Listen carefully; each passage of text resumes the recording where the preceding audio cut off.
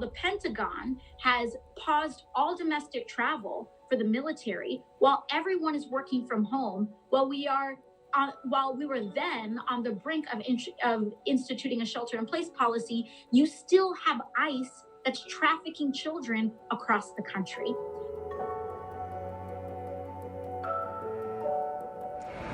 Was there guidance about transporting these children? I was called by a community organization, New Sanctuary Coalition, and there was an anonymous tip that there were 6 young children being transported by ICE into New York City in the middle of a coronavirus outbreak. And I had gotten this call on a late Saturday night, and I was asked, can you go to LaGuardia right now? So we hop in, I rush to LaGuardia Airport, and I just took all of my congressional credentials with me, and I just waited outside of the gate where families come out of the airport. And I waited there until I saw an ICE agent with about 6 young children with him. Who are you with? I'm the congresswoman.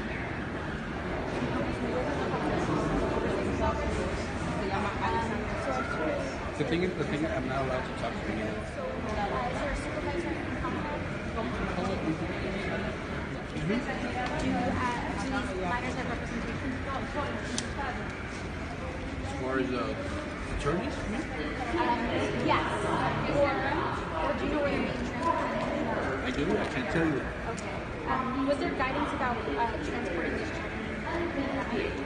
That's when we started to realize that meanwhile, while the Pentagon has paused all domestic travel for the military, while everyone is working from home, while we were then on the brink of instituting a shelter-in-place policy, you still have ICE that's trafficking children across the country.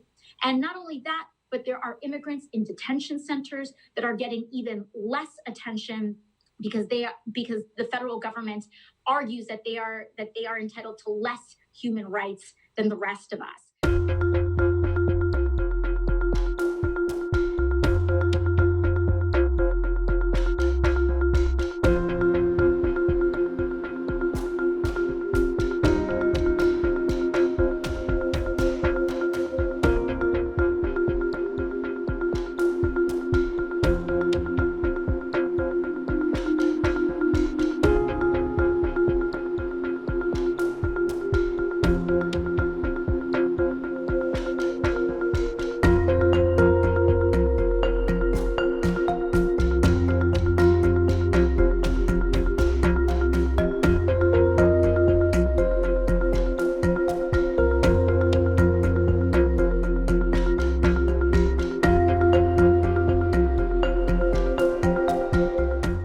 There are ICE detainees that are on hunger strikes in New Jersey in several different facilities. You have folks in Rikers who are also starting to organize their own strikes, and that they are not leaving their facilities. They are not going to their labor assignments, which we shouldn't even have mandatory labor assignments where prisoners are paid slave wages. So, we see how all of these issues, social, racial, and economic, are coming to a head, and we can move through this.